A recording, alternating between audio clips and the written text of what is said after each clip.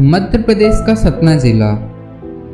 यहाँ पर लाइमस्टोन और डोलोमाइट की प्रचुर मात्रा में मौजूदगी के कारण यह शहर सीमेंट के उत्पादन में काफ़ी आगे है। यह तो इस जिले का औद्योगिक स्वरूप था।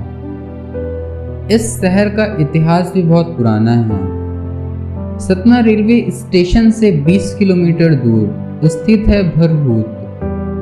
इसके बारे में आपने जरूर अपनी हिस्ट्री की बुक में पढ़ा होगा। भरहूत अपने बौद्ध स्तूप और कलाकृतियों के लिए प्रसिद्ध है।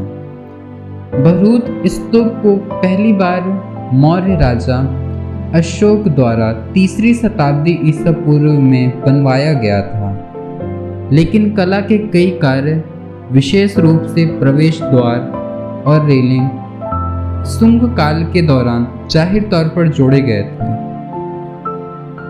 सर अलेक्जेंडर कनिंघम ने सर्वप्रथम 1873 ईस्वी में इस स्थल का पता लगाया था। सर अलेक्जेंडर कनिंघम ब्रिटिश सेना के बंगाल इंजीनियर ग्रुप में इंजीनियर थे, जो बाद में भारतीय पुरातत्व, ऐतिहासिक, भूगोल तथा इतिहास के प्रसिद्ध विद्वान के रूप में प्रसिद्ध हुए। इनको भारतीय पुरातत्व सर्वेक्षण विभाग का जनक माना जाता है।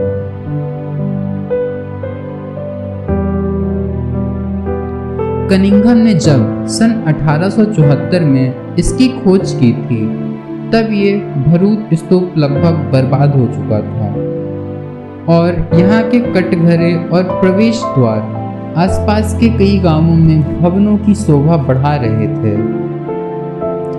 इन खंभों पर अभिलेख देखकर कनिंघम दंग रह गए और उन्होंने फौरन अपने सहायक जोसेफ बेगलर को इस जगह की खुदाई करने का आदेश दिया।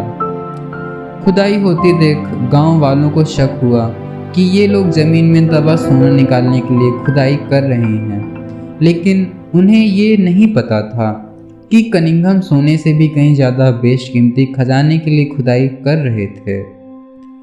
खुदाई में अचानक लाल पत्थर के बने नक्काशीदार तोरण, जिन्हें हम प्रवेश द्वार भी कह सकते हैं, और वेदिका मतलब कटघरे के बिखरे हुए टुकड़े मिले।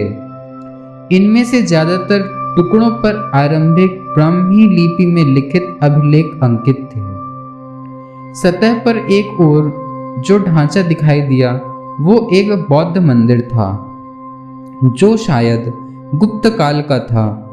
मंदिर के अंदर 12वीं सदी की पाल शैली में बनी बुद्ध की छवि थी।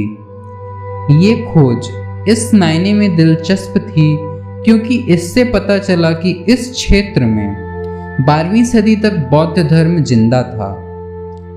ध्यान देने योग्य महत्वपूर्ण बात यह है कि बेगलर खुदाई में निकली मूर्तियों या मूर्तियों के अवशेषों की तस्वीर लेता था, जो अपने समय से आगे की बात थी और भारत में तो ऐसा शायद पहली बार हुआ था।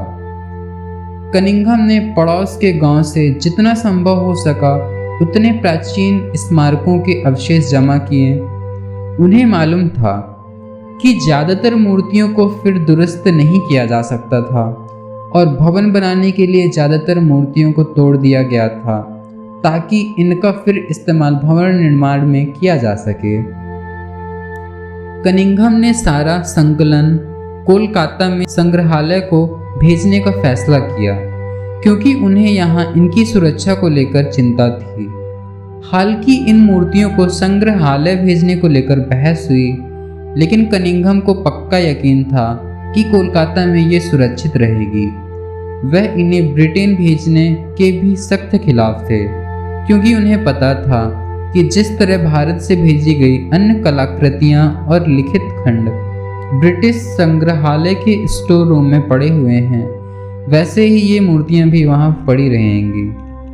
कटघरों और प्रवेश द्वार की मरम्मत कर भारतीय संग्रहालय में रख दिया गया, जो आज भी वहाँ मौजूद है और संग्रहालय की शोभा बढ़ा रहा है।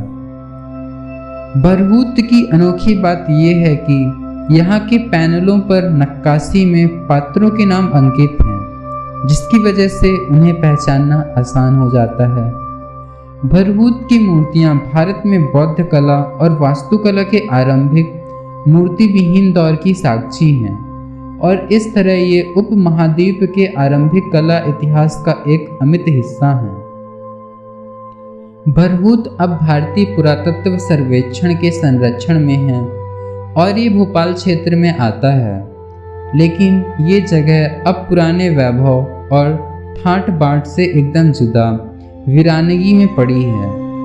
यहाँ अब ना तो मूर्तियाँ हैं और ना ही कोई प्राचीन ढांचे, यहाँ तक कि ना तो पास में कोई संग्रहालय ही है और ना ही तस्वीरों का कोई रिकॉर्ड। अगर यहाँ कोई संग्रहालय हो जहाँ स्तूप की नकल रखी जाए तो न सिर्फ ये एक बौद्ध पर्यटन स्थल बन जाएगा, बल्कि इसको वो हक भी मिल जाएगा जिसका वो हकदार है। स्थानीय लोगों के लिए ये गौरव की बात तो होगी। अगर आपको ये जानकारी पसंद आई तो वीडियो को लाइक कीजिए, चैनल को सब्सक्राइब कीजिए और हाँ, शेयर करना ना भूलें।